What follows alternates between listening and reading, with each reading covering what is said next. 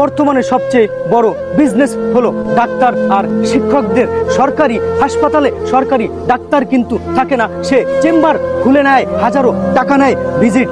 আবার প্রেসক্রিপশন যখন লেখে, যে কোম্পানি বেশি তাকে কমিশন দেবে সেই কোম্পানির ওষুধ লেখে। সরকারি স্কুলেতে দেখা যায় পড়াশোনা ঠিক মতন হয় না, খুলে নেয় কোচিং সেন্টার, হাজার টাকা গুনতে হয় বাবা মার পকেট থেকে। সরকারি যে হাসপাতালগুলো আছে সেই হাসপাতালে হাজারো টাকা খসাতে হয়, তারপর ভালো চিকিৎসা পাওয়া যায়।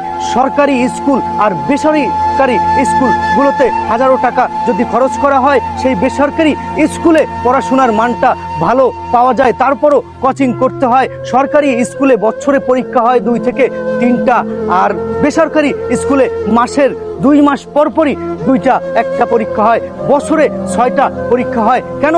এই পরীক্ষার জন্য তারা পরীক্ষার ফি পায়। মধ্যবিত্ত ফ্যামিলি কি করবে? এই সরকারি স্কুল আর সরকারি হাসপাতালের জন্য অতিষ্ঠ হয়ে যায় সব মানুষগুলো।